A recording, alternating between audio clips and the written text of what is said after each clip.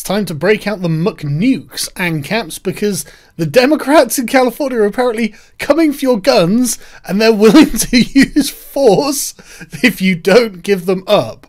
And the force that they're willing to use is literally nuclear. Apparently, Eric Swalwell on Friday said the US government would use its nuclear weapons in a hypothetical war against Second Amendment supporters refusing to give up their firearms. Can you even imagine something so stupid? On what planet does this idiot think that the US government is going to start nuking parts of its own territory because some of its citizenry refuses to give up their constitutional rights? The California Democrat, who is openly considering a run for the Democratic Party's presidential nomination in 2020, do it. Seriously, I know that everyone said that leading up to Donald Trump and they got Donald Trump, but I mean, this guy seems woker than Alexandria Ocasio-Cortez. It's not that we don't have the right to take away your guns. It's that if you resist, we're going to fucking nuke you. Anyway, he made the outlandish remark on social media after a gun rights advocate pointed out that a lawmaker once called for gun owners to surrender their assault weapons. So basically, he wants war.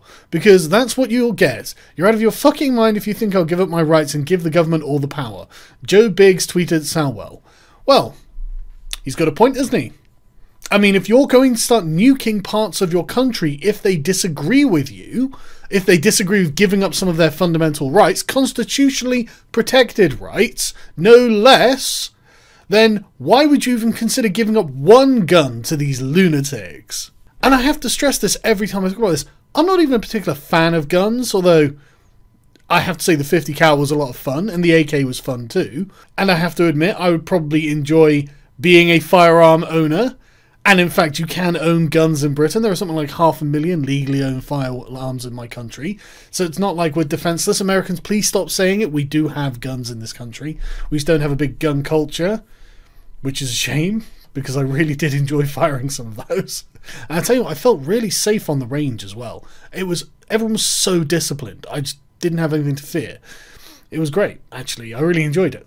But in the pursuit of owning one of the Republicans on Twitter, this guy defended himself saying that it would be a short war between the Democrats and the Second Amendment advocates because the government has nukes. Who controls the government? Just out of interest. It's not Democrats, is it? I mean, it's a funny thing that you say the government has nukes, but why wouldn't they use them against California?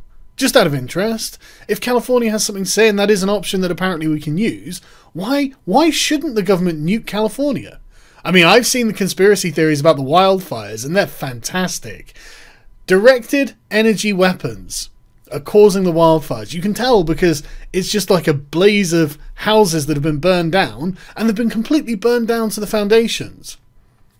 When I went to America, I did have to point out to everyone that you've built all your houses out of wood. But what do I know? I'm not a conspiracy theorist, I'm just a connoisseur. But yes, apparently this Democrat implied that the government would use its nuclear arsenal against its own citizens. You can imagine this drew immediate backlash, with thousands of people criticising the lawmaker for the ill-thought-out remark. Well, listen, you don't know that that remark was ill-thought out. You have no idea what this guy's planning. My noggin is a joggin'. In fact, I would say this guy was probably representative of the Democratic Party at large, who are, yes, coming for your guns. Here is an actual member of the US Congress talking about using nuclear weapons against Americans. Personally, I have a bigger problem with an elected official blithely talking about nuking his fellow Americans than my neighbour owning an AR-15. Yes, but have you considered that your neighbour is actually your enemy? And it actually wouldn't be wrong to nuke this person if one could get away with it. I mean, have you considered, I'm not saying that's my position, obviously I think that's morally reprehensible. I think you should treat your fellow countrymen as, treat your neighbours like yourself is a good standard, I would say. And I certainly wouldn't nuke myself. There's a part of me that kind of admires the absolute madman in the effort to own his political opponents on the internet. He's like, right, I'm just going to fucking nuke them. He tried to defuse the situation, saying the need for a firearm to protect against government was ludicrous. Yes, when has a government ever killed someone? And suggested that if an assault weapon ban would happen, people would just follow the law. Okay, but but it would be unconstitutional. And you'd have to get a 2/3 majority, I think it is, to change your constitution. And you're probably not going to get that by threatening to nuke them if they don't give them up.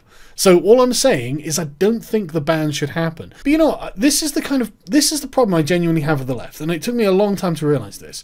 Their thought processes are naturally hegemonic. It's not just enough that some of it is the way they want it to be. All of it has to be the way they want it to be. Why don't the left, like, go for small, measurable goals? If you want abortion in California or Oregon or something like that, you can probably get it. There's probably very little actual opposition to this. And then in the places that you live, you'll live how you want to live. You won't have assault weapons or any guns at all, presumably. You'll have healthcare paid for by the state for people within the state, presumably people registered within that state. But I mean, that'd be racist, wouldn't it? What about people outside the state? Don't they deserve free healthcare? I mean, why can't they just come into your state and get free healthcare? Good questions that are not going to be answered. But my point is, if you had it implemented sensibly, you could have this done like in Europe, and the Republican states where they don't want these things wouldn't have to have them either. And I honestly get the feeling that if we said this to the Republicans, said, hey, how about this as the compromise? They'd say, yeah, okay. You can do that. You can turn your states into the left-wing European laboratories that you want and see how well they cope, which I'm sure they'll cope fabulously, and the Republicans can run their states as they want, and surely everyone will be happy. But for some reason they can't do that. But luckily he clarified that he was merely being facetious in his suggestion about the use of nuclear weapons. No kidding! No one really thought you were actually advocating that the US government start nuking sections of their own population who were in revolt against the loss of their rights. No one really thought that.